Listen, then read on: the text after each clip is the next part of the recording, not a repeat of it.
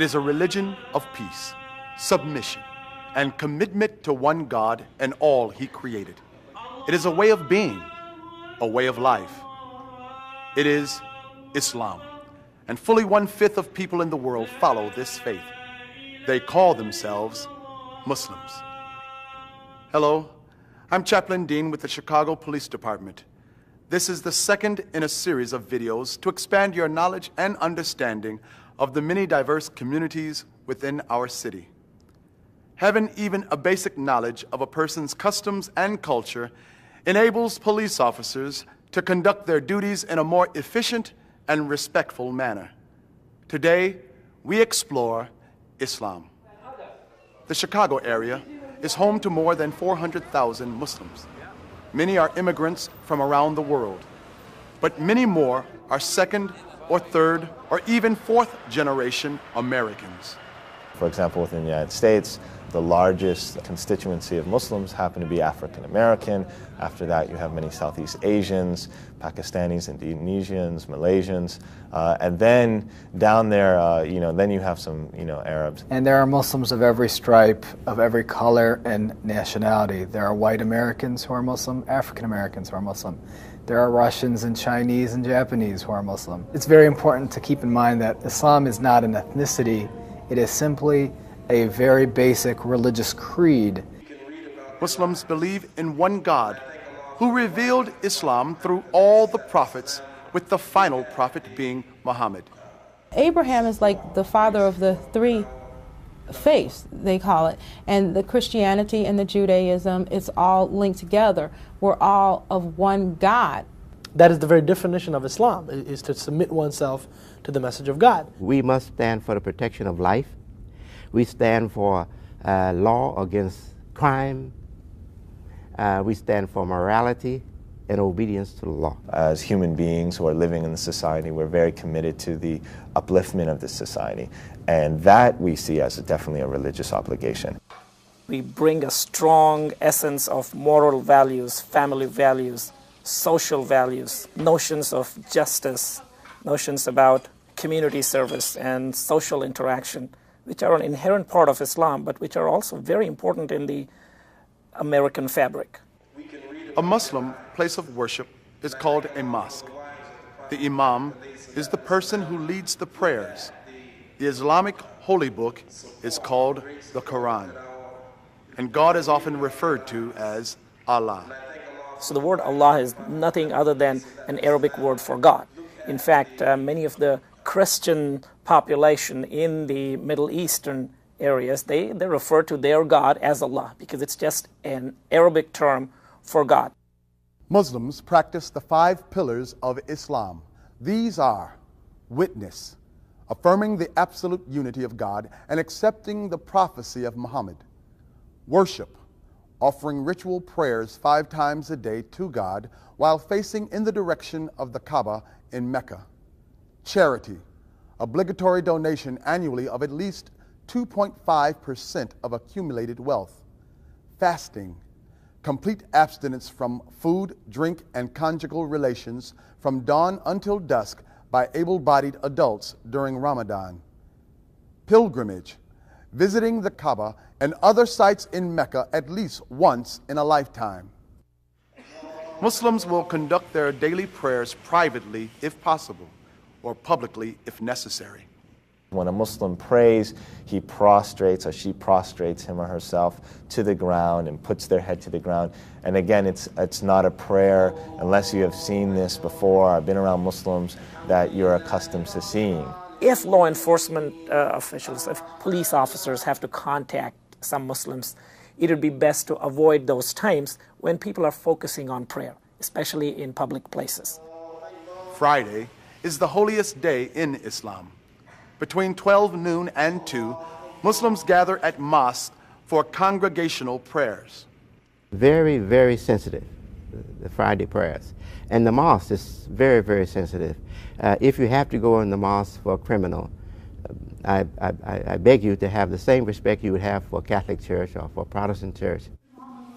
We don't wear our shoes. We don't wear our shoes onto the actual carpets and the prayer rugs. So that would be considered extremely inappropriate and offensive for for example, police officers going in to investigate something or what have you, to walk on the rugs with their shoes. Of course, also, there are copies of the Quran oftentimes that are kept in these mosques on bookshelves throughout the mosque area itself. It's considered extremely inappropriate to put that on the floor. Islam attaches high significance to personal modesty and requires both men and women to dress in clothes that do not emphasize bodily contours. Women are also expected to cover their hair, and many, but not all, Muslim women wear the headscarf known as the hijab for this purpose. The real purpose is just to notify yourself as somebody who believes in God. And it's really respect for God that you do this for. You have to cover in front of men who are unrelated to you. So I uncover at home, in home environments with family. If I was with a group of women, I wouldn't have to cover. Policemen should treat Muslim women with particular care and sensitivity about modesty and touching, regardless of whether the hijab is worn or not. Muslim men and women are prohibited from being alone in a room with a person of the opposite sex with the door closed. So if it's necessary to interview somebody of the opposite sex, whether it's male to female or female to male, it would be preferable to have another person in the room. Police will also find that many Muslim women and men will not shake hands and will avoid direct eye contact with members of the opposite sex. And that may be misconstrued as disrespect, or a person is averting something, or anxious about something. But oftentimes what it is again the modesty that is prescribed as part of the way Muslims conduct themselves, whether they are men or women.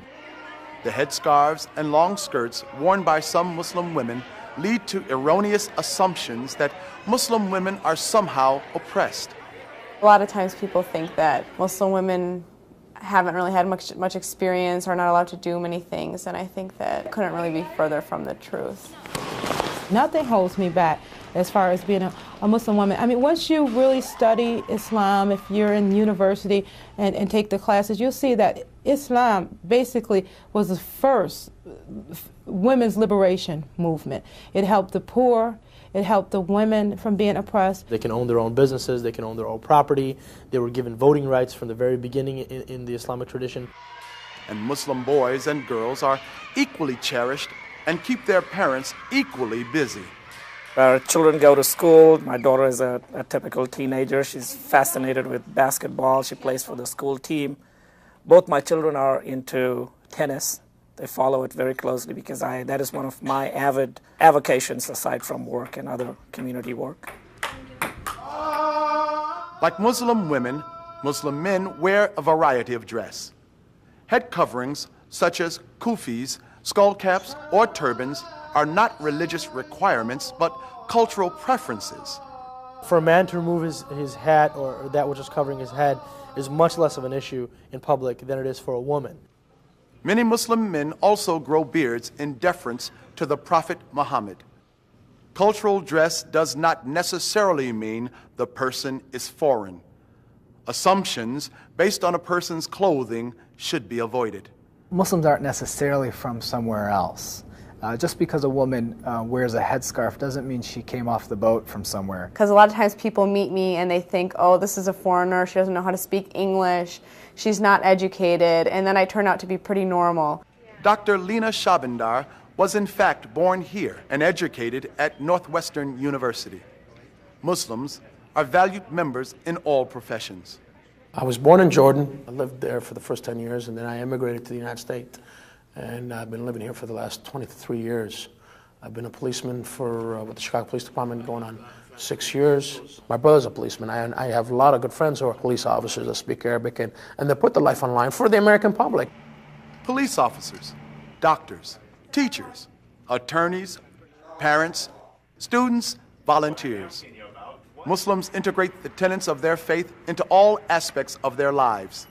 When I come into work, I cannot leave my Islamicity, for lack of a better term, outside. I bring it in. I bring my values about being good to people, about being sensitive, about being caring, about being ethical. all of those values come with me. In addition, I've got to follow the traditional rituals of practice. Muslims, just like people of all faiths, expect police officers to exhibit those same values. I want my son to always feel that an officer is someone he can trust, he can look up to, and he can call, and not fear. And police need to be sensitive to an increased fear among Muslims in light of current world events. I think a lot of explanation on part of the police officer, or a sense of reassuring them that this is just a routine stop, will go a long way in allaying some of those concerns. As a police officer, there are many religious and cultural considerations to keep in mind when dealing with people of the Islamic faith. The 5 daily prayers are an important part of Muslim life and are done in a prostrate position. Fridays are the holiest days for Muslims, and large crowds gather at mosques. Muslim men and women may avoid direct eye contact with members of the opposite sex, and many prefer not to shake hands. Unless there are safety or security concerns, the following considerations are recommended. Remove your shoes when entering the prayer area of a mosque. Because modesty is highly valued in Islam, if possible, Muslim men and women should be interviewed by officers of the same gender. And Muslim women should be allowed to remove their headscarves in private whenever possible. Also, keep in mind, some Muslims have an increased fear of law enforcement due to anti-Muslim sentiment following terrorist attacks by foreign Islamic extremists. All of the people we encounter on a daily basis expect to be treated with dignity and respect. Those who practice the Islam faith are no exception. It is our hope that this video will serve to enlighten and foster a new awareness and understanding. Thanks for watching, and as always, stay safe.